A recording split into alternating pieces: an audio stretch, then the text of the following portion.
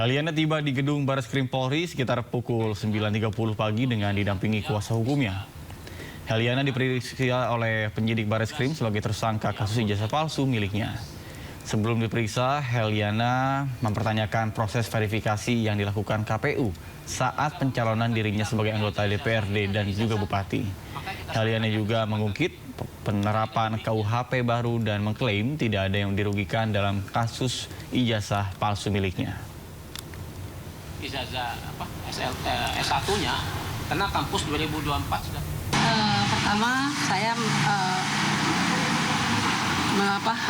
melaksanakan semua proses hukum yang seharusnya dan saya menghormati itu. Lalu terkait dugaan ijazah palsu ini perlu saya sampaikan bahwa di sini tidak ada niat jahat. Jadi tidak ada niat jahat dan kita juga tidak mengetahui tentang hal itu. Karena waktu pencalonan DPRD, baik pencalonan Bupati 2018 itu sudah diverifikasi oleh KPU dan ada berita acaranya kita sudah diserahkan. Majelis Hakim Pengadilan Negeri Surakarta menunda sidang Citizen Lawsuit keaslian ijazah Presiden ke-7 Joko Widodo. Sidang yang diagendakan pembuktian dari masing-masing pihak batal digelar karena bukti yang disampaikan belum lengkap.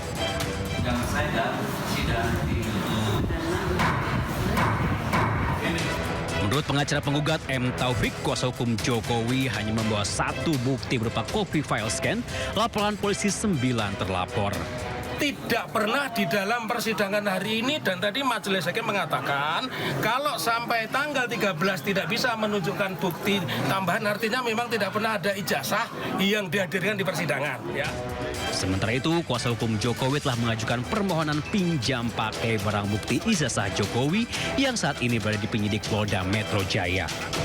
Intinya bahwa ijazah asli Pak Jokowi, baik itu ijazah sarjana Fakultas Kehutanan UGM, ya, Fakultas Kehutanan UGM maupun SMA Negeri 6 Surakarta, aslinya itu ada di bawah kekuasaan Polda Metro yang telah diserahkan oleh Pak Jokowi pada tanggal 23 Juli.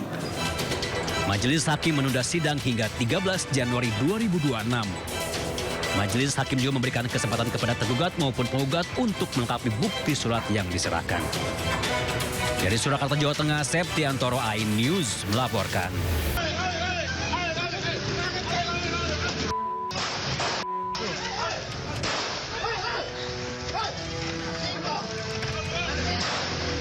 Warga Jalan Andong 3 Palmerah, Jakarta Barat dihebohkan aksi penembakan oleh komplotan pencuri motor bersenjata api yang terpergok saat mencuri.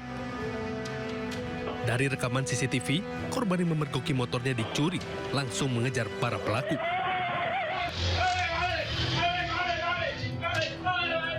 Seorang pedagang beras yang berupaya membantu korban menggagalkan aksi curanmor ini justru menjadi sasaran tembakan di bagian kaki.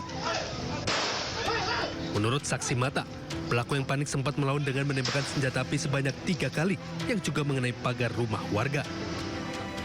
Para pelaku akhirnya dapat melarikan diri dengan motor curiannya, namun sepeda motor milik pelaku yang tertinggal berhasil diamankan warga. Sih kalau tidak salah itu sekitar 2 atau 3 kali ya. 3 kali, tepatnya 3 kali. Ya, tembakan itu adalah penjual beras yang di depan sana itu. Ya, kalau tidak salah itu sebelah kanan ya, di daerah betis itu. Ya.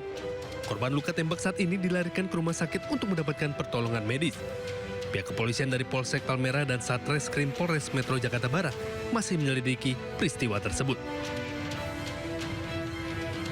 Dari Jakarta, Miftahul Gani, iNews melaporkan.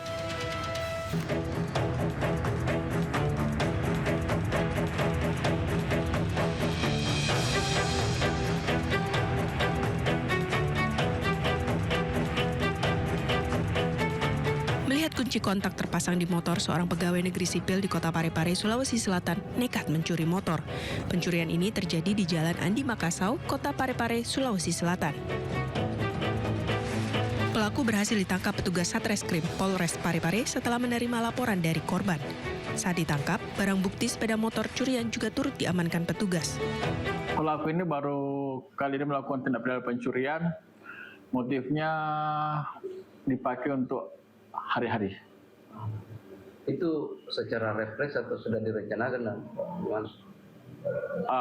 Jadi tidak direncanakan, cuma pada saat itu melintas, kemudian melihat motor tersebut ada kuncinya di motor, maka pemilik kendaraan lupa, ada kesempatan, disitulah ada niat. Atas perbuatannya, pelaku dikenakan pasal 362 KUHP dengan ancaman 5 tahun penjara.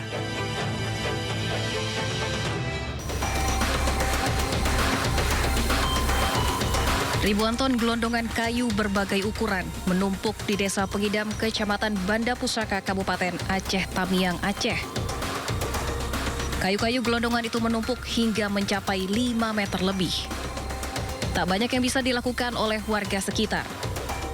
Mereka hanya bisa berharap kayu-kayu tersebut bisa digunakan untuk membangun kembali rumah mereka yang rusak diterjang banjir bandang. Nah, jadi harapan kami dari masyarakat Kampung Pengidam, dari pemerintah desa, mudah-mudahan pemerintah mengizinkan kami untuk mengelola kayu ini untuk dijadikan bahan rumah. Pada saat bencana melanda, puluhan rumah warga rata dengan tanah tersapu banjir yang membawa gelondongan kayu. Dan hingga hari ini, di lokasi perkebunan dan perumahan warga, gelondongan kayu masih menumpuk, belum ada tanda-tanda untuk segera dibersihkan. Dari Aceh Tamiang, Aceh, Syukri Sarifudin, iNews melaporkan.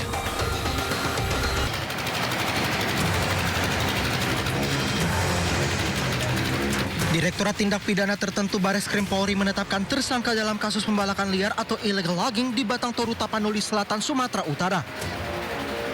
Diketahui penetapan tersangka dilakukan setelah penyidik melakukan gelar perkara bersama pihak kejaksaan Jumat 2 Januari 2026. Direktur Tindak Pidana Tertentu Bareskrim Polri Brigjen Pol M. Irhamni menyebut sudah ada 2 tersangka. Meski begitu, Irhamni belum merinci terkait identitas para tersangka itu. Sebelumnya, Irhamni menyebut status kasus kayu gelondongan di daerah aliran Sungai Garoga, Tapanuli Selatan hingga Sungai Anggoli, Tapanuli Tengah ke tahap penyidikan.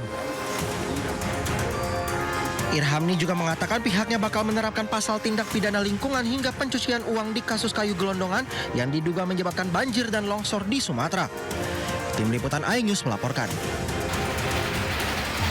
Direktorat Tindak Pidana Tertentu Bareskrim Polri tengah selidiki dugaan pembalakan liar atau illegal logging yang mengakibatkan banjir bandang di Aceh Tamiang. Pembalakan di hutan lindung diduga menyebabkan gelondongan kayu terbawa banjir.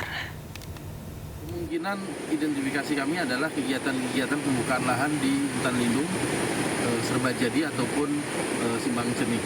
Kami penyelidik berusaha keras untuk mendapatkan informasi itu untuk menaikkan proses penyidikan. Terima kasih dari bantuan tokoh masyarakat, kemudian aparat setempat juga sangat mendukung kami untuk menunjukkan tempat-tempat yang diduga adanya pembukaan lahan baik ilegal ataupun legal. Demikian. Tentunya legal tidak menutup kemungkinan juga adanya dampak lingkungan yang rusak ataupun apalagi kalau itu